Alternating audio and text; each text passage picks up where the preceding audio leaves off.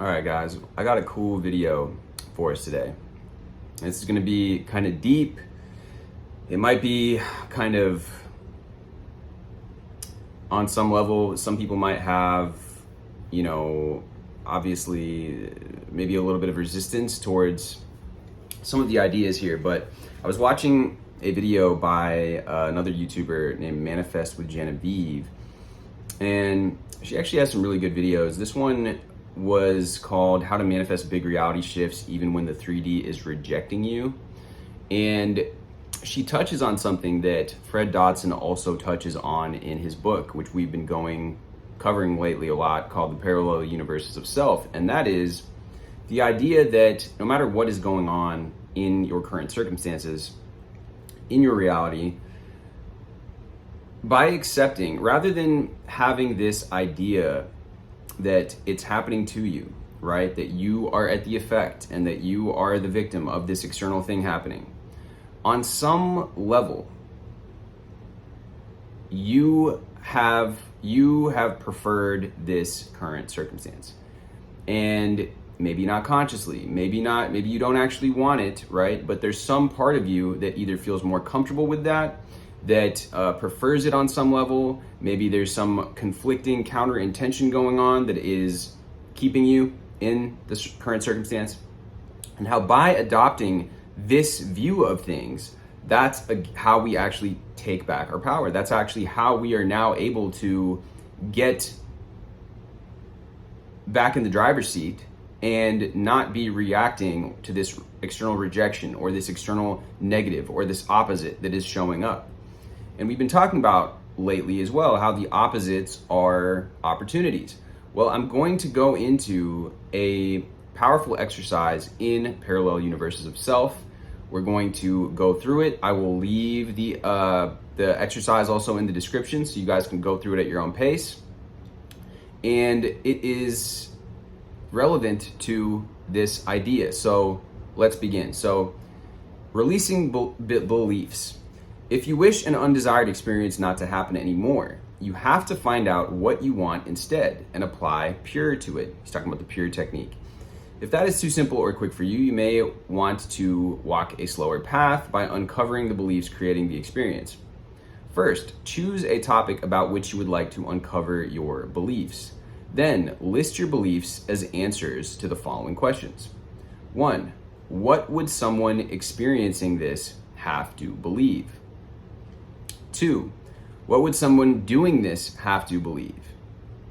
3. What would someone feeling this have to believe? 4. What are my thoughts about this issue? 5. What am I trying to be right about? And what am I making others wrong about? In answering these questions, you write down a list of beliefs. Writing is more powerful focus than thinking. Thoughts are vague, ever-changing, and hardly observable.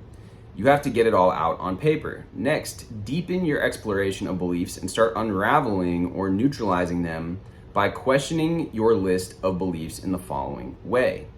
Write down the answers as additions to your list. Question 6, how can I prove this statement true? This question will eventually lead you to core beliefs. Question 7, now this is an interesting one here. What is the payoff for believing this? What benefit am I getting for believing this? How is this belief serving me? What can I be right about if I continue to create this? And as you can see, by asking these questions, we are now exploring the potential counter intentions that we actually have. We're uncovering these maybe limiting beliefs or beliefs that might not be safe, or beliefs that we will lose our identity or our previous story by adopting the new empowered belief, right? So once you have the whole list, we can begin to play. I like to write my beliefs not as a list, but as different circles or bubbles to indicate the thought forms. And then from these circles, I associate beliefs connected each. Any judgment or association to a belief is yet another belief supporting the original one. Now, on this whole list or collection of circles, you will find statements that evoke emotional reactions within you. Sometimes the reactions occur when you rephrase a statement. Anyways, the ones you react to are more in the direction of core beliefs than other statements. If you are sensitive enough, you can actually feel how some thoughts have more weight than others do. It is these beliefs that need to be acknowledged as regards for their usefulness and then replaced. But if you want to do a thorough job, you will acknowledge and replace all of them. At least mark ones you feel have the most weight on your reality. You may also want to ask yourself which beliefs were freely chosen by yourself and which were adopted from an outside source. If you want to do a little extra, you may number them by the degree of conviction in which you believe them. 10 being, I am totally convinced this is true, and 1 being, I totally doubt this is true. This intermediate exercise will help you desensitize the beliefs even further.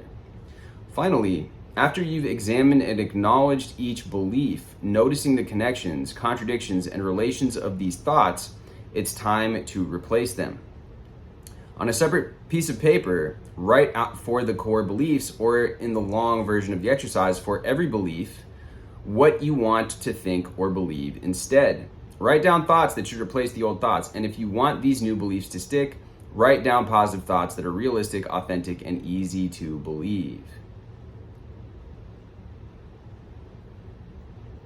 So this is cool. This part of this exercise, I actually have an ebook which you guys can download below for free. That's all about this, all about uncovering your limiting core beliefs, replacing them with the empowering beliefs that you want.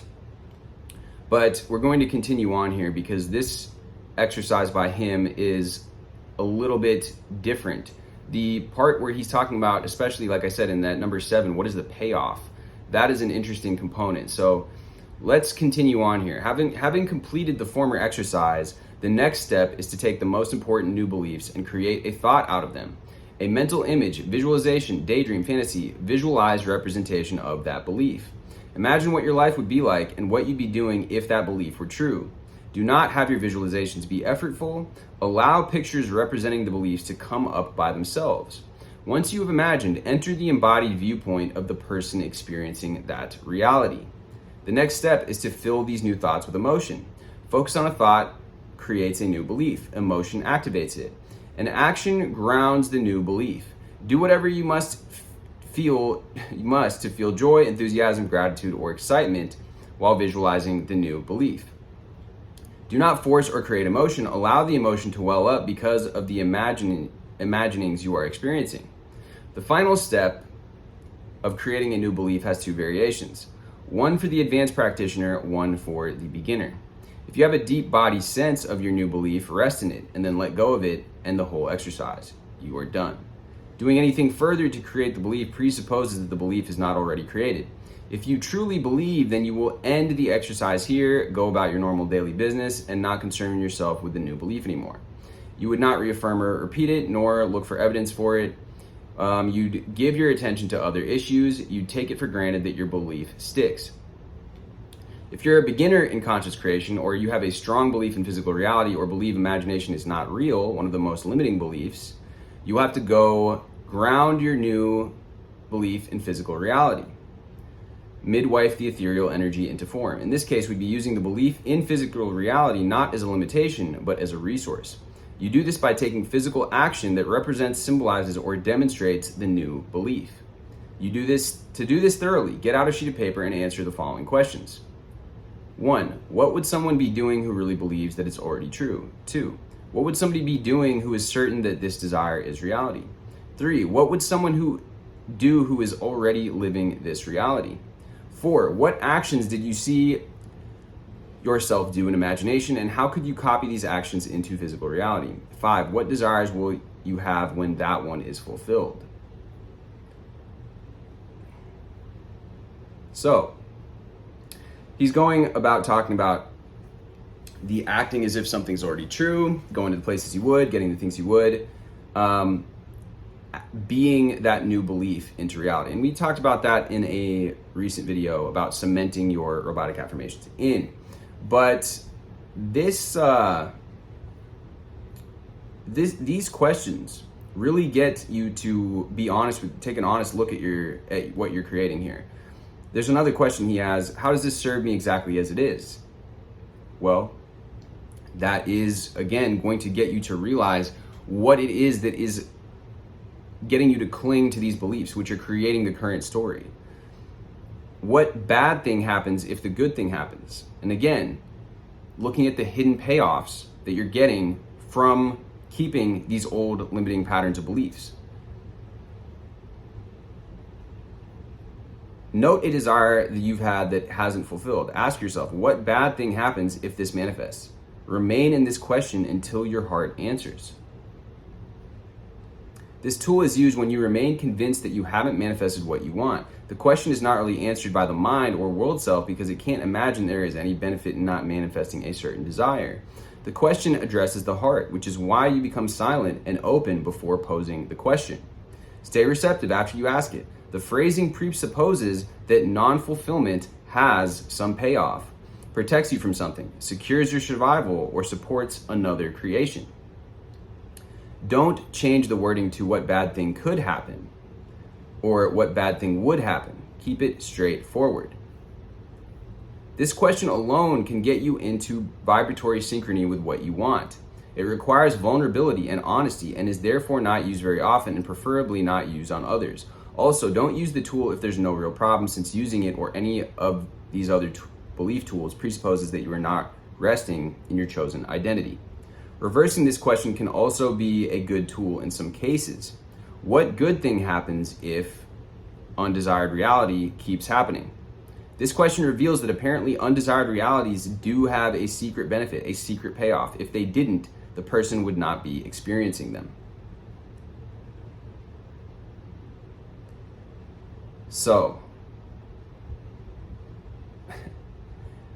blessings in disguise. Should challenges or problems come up in the timeline after your synchronization with your new identity, do not label these as interruptions of your chosen life, but as part of the process.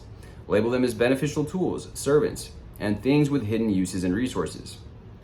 Use them for your chosen identity, make use of them for your benefit, see them as blessings, perhaps in disguise, and see them as magnificent opportunities to try out your new viewpoint/identity.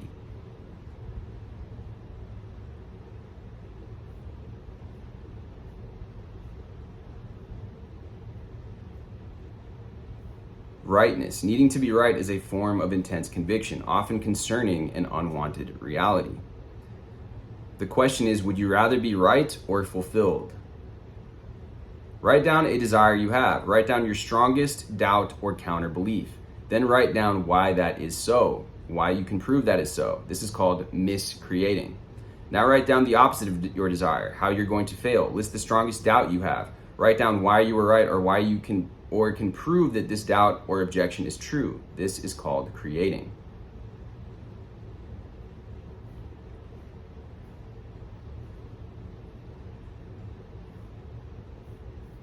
Very, very interesting stuff here.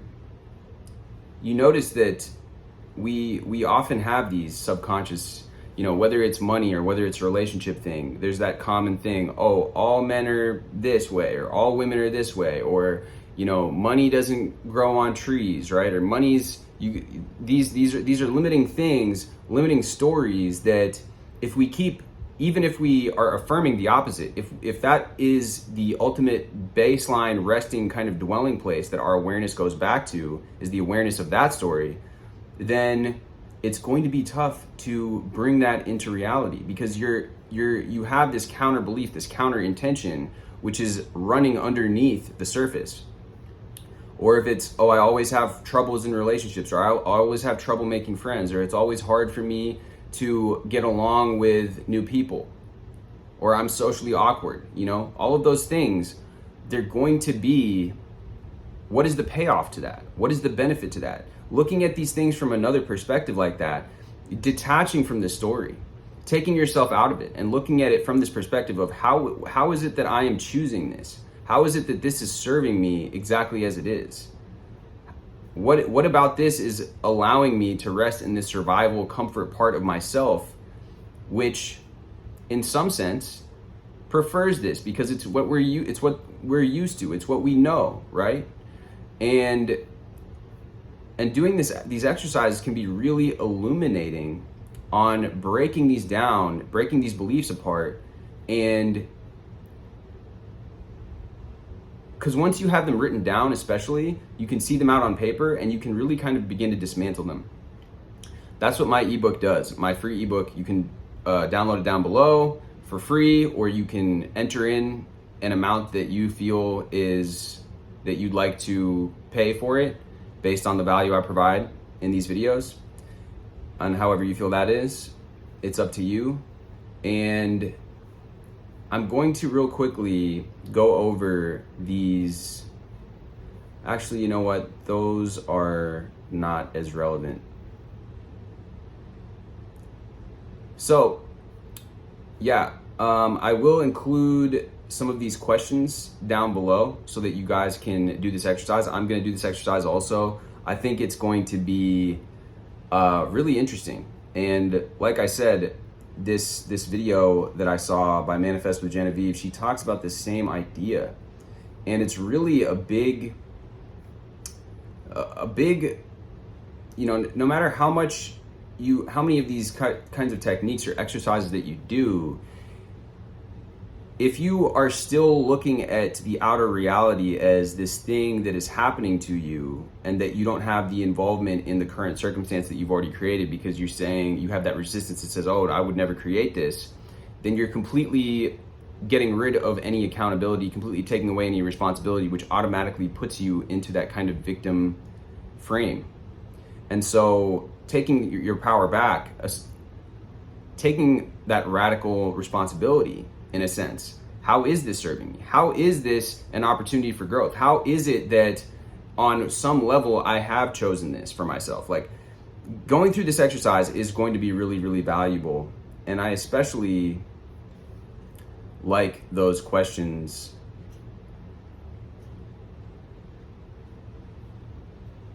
What is the payoff for believing this? What benefit am I getting for believing this? How is this belief serving me? What can I be right about if I continue to create this? And also what am I making others wrong about? What am I being right about, right? That idea of needing to be right can get in our way a lot of the times. We have this identity, we have this ego self that is built up, that part of that identity feels that need to be right, feels that need, oh, I need to be right because this is what I've based my identity on. This is my story, right? Well, that's getting in the way of adopting the new story. Would you rather be right, or would you rather live that end state, be in that new embodiment, be that new version of yourself which lives in the reality that they want, that lives in a prosperity, in a reality of prosperity and opportunity and abundance? It's so interesting, right? We cling so hard sometimes to these ideas of needing to be right, and feeling justified, right? And letting go of it can be one of the most beneficial things that we can do for ourselves. So anyways, guys, much love as always. Drop this video with a like, hit me with a subscribe, do the exercise. I'm gonna include the questions down below. Let me know how it goes for you guys, and I will see you guys in the next video.